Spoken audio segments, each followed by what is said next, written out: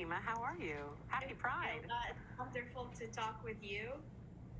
Happy Pride, of course. Happy Pride. We talk a lot, and we've been hearing many businesses, corporations in corporate America looking at diversity, equity, and inclusion. And DEI can often get a little, I don't know, it's a little too pat, and people think that it's just a thing we're doing. People get over it eventually. Diversity, equity, and inclusion, it's here to stay. It has to be. Yes, of course. It's no longer a nice to have. It is essential for business.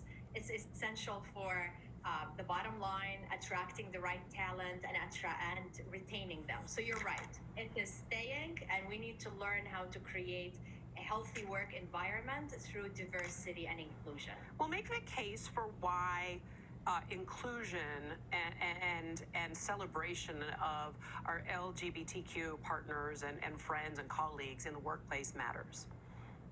Of course it matters, because a lot of them right now, they are coming to work being discriminated against. There's a lot of biases and a lot of misunderstanding. So that's why we need to increase awareness. And the best way to increase awareness is through dialogue, to share stories, to talk about the challenges that they're facing, and to be allies. So that's why I believe it's so important this month for increasing awareness for everybody really that are part of the LGBTQ plus community.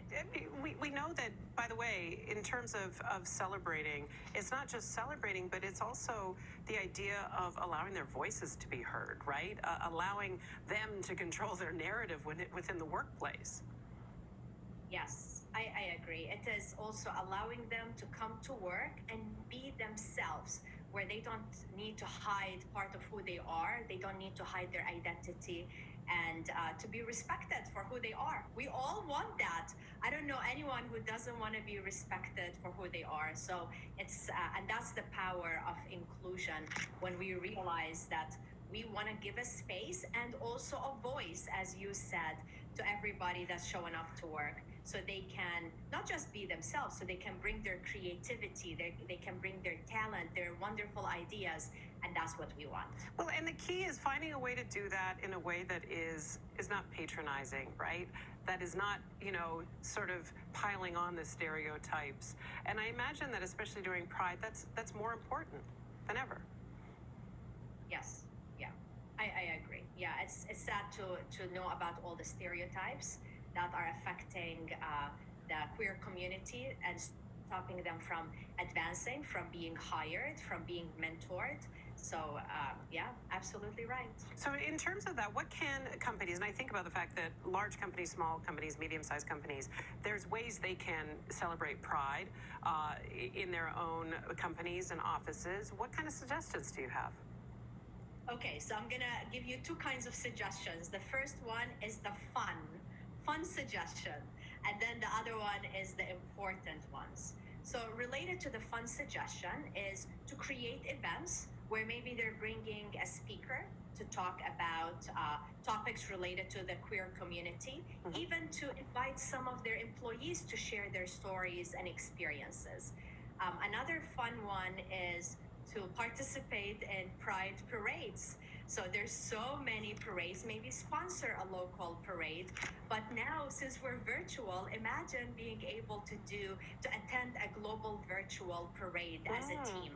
Maybe like during lunchtime to join in a global parade. How fun would that be to be able to do that? Another one is to volunteer in a local transgender shelter. As a team, so another team building event where we would be able to be allies and continue to understand and see the challenges that they're facing. Absolutely. So here are 3 fun events. You gave us 3 tips for sure. I love that. And by the way, just because people are working remotely, which we know many people will be working remotely for the foreseeable future, or at least for a short term, this can also still be a part of your work remote plan. Yeah, everything I mentioned to you can be done remotely. Maybe not the volunteering with a transgender shelter, but other ones are. I want to also mention, related to the important things that they need to do, and this is beyond the virtual, organizations need to look into their policies and ensure that they're friendly to the LGBTQ plus community, that they're addressing, that they're being so intentional to be inclusive in their policies and language, and also to ensure that they're looking into the pronouns.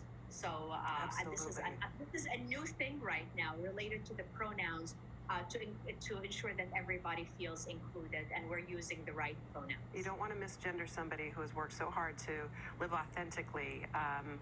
That's the least you can do, especially in the workplace. We have much work to do here in the United States, but I understand that America is comparatively, compared to other nations in the world, fairly LGBTQ plus friendly. So look, we have a lot more work to do.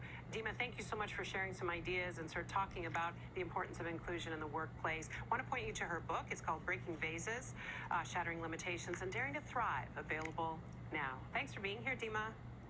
Thank you, Michaela. Nice chatting with you.